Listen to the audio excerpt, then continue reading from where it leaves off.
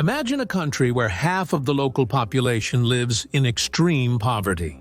Not so long ago in this country, 4 laws were passed with such remarkable names as the Law on Foreign Agents, the Law on Undermining Activities to the Detriment of the State and Society, the Law on the Protection of the People's Right to Independence and Sovereignty, and the Law on Self-Determination in the Name of Peace. On the basis of these high-flown words in this country, people are accused of state change.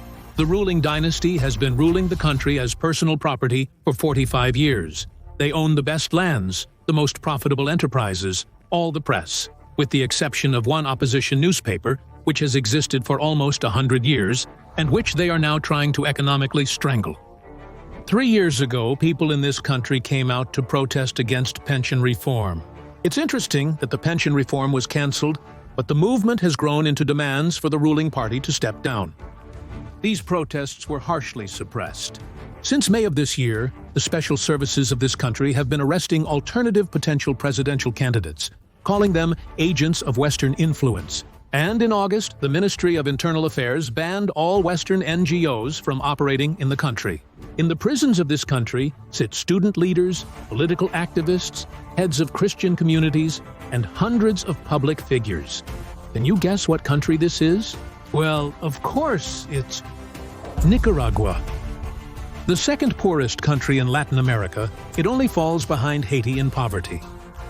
The coat of arms of this country features a very symbolic triangle, which is supposed to symbolize equality, peace, and brotherhood of the 5 volcanoes, which represent the union of the 5 Central American states.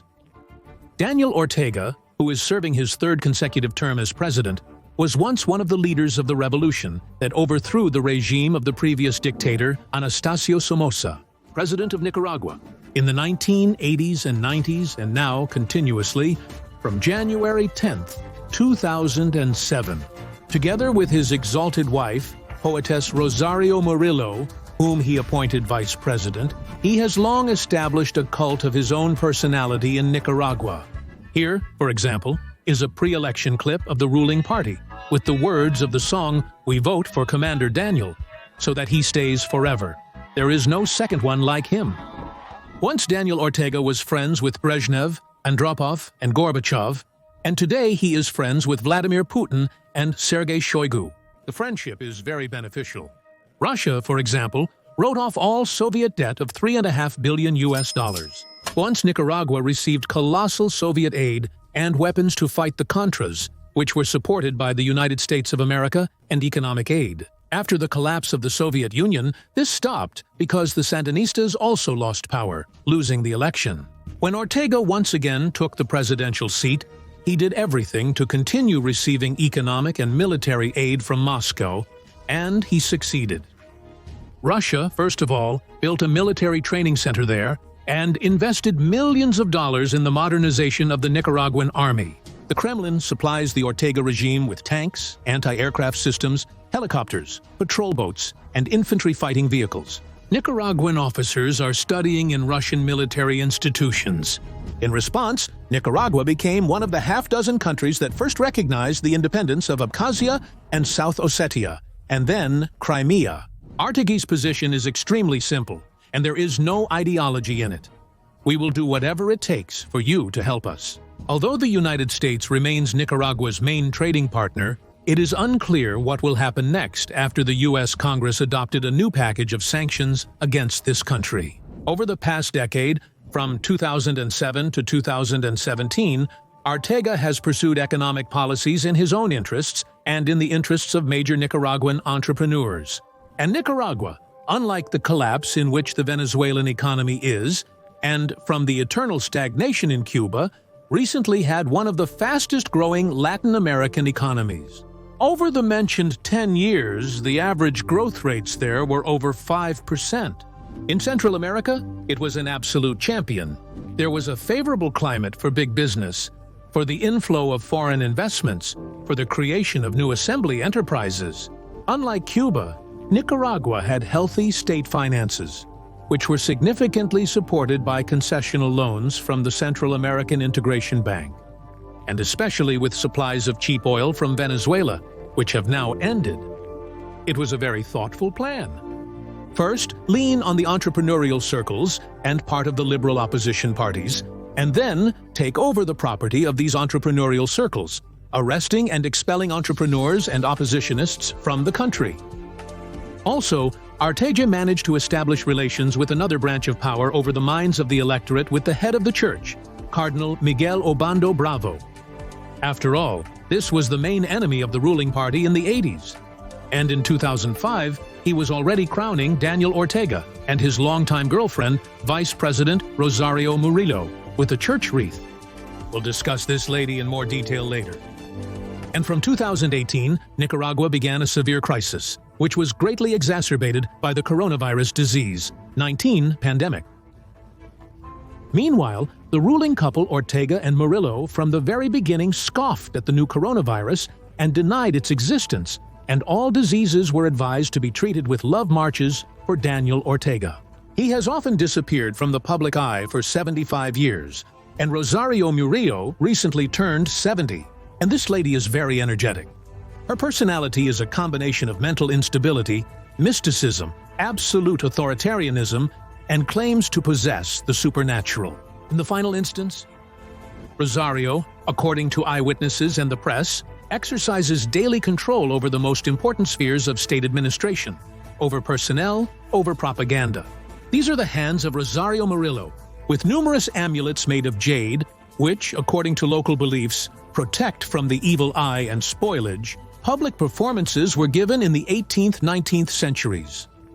Then, according to various data, from 320 to 400 people died, many of whom have been in prisons since then. Her beliefs include Catholicism, revolutionary mysticism, and elements of Hindu esotericism. Her performance is a public theatrical act, with hysterical speeches against the backdrop of street festivals in a completely bizarre setting. When people took to the streets in April of 1800, they first of all toppled the wild artificial trees in Managua that she had installed in all the cities, which cost the budget of a poor country a wild amount of money. In addition to everything else, she is also actively involved in urban renovation. Rosario Murillo, by the way, for a large contribution to the development of Russian-Nicaraguan relations, was awarded the Order of Friendship by Vladimir Putin 2 years ago. Well, how do people live under such rulers? Maybe all this is good. The population is happy and thriving? Well, it depends on what you compare it with. There are no such gangs here as in Salvador and Honduras. While the country is safe enough, there is no such crime, kidnapping of people and extortion. Secondly, as long as there was money, some of it still trickled down, and in the cities especially, people lived poorly until recently, but not worse than before. But all this has ended. In particular, the last straw here was the sharp reduction in supplies of free Venezuelan oil, exactly when Venezuela hit its peak.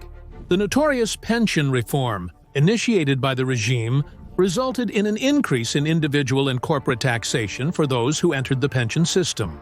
Ortega simply tried to shift some of the problems onto the people, and this sparked a violent protest against the backdrop of his family and associates' obvious enrichment.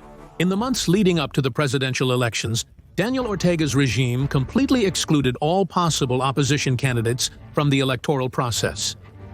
8 people who simply stated that they are considering running for president and the possibility of being on the ballot are either in jail or under house arrest. The Nicaraguan protests of 1819 were due to the population's dissatisfaction. Absolute world champions. And after they were suppressed, people who had the opportunity started voting with their feet. Emigration has been growing exponentially in recent months, and while it was mainly to neighboring Costa Rica, it has now shifted north through Mexico to the United States of America. It's such an interesting country, but the most important thing is that children live well there. Of course, there isn't enough happiness for everyone, but some will definitely get it. At least to the 9 who are in the Ortega-Murillo couple, 8 of them are already in power. There are, of course, classic idlers, but there are also those who control, say, television. The eldest son, Rafael Antonio Ortega-Murillo, and, accordingly, their appetites grow. So after all seen, it's quite possible to rewrite the famous saying in this way: in all countries, there is their own mafia, but in Nicaragua, the mafia has its own country. Write in the comments what you think about all this. Watch other episodes from the Countries of the World series and see you in future releases on our channel.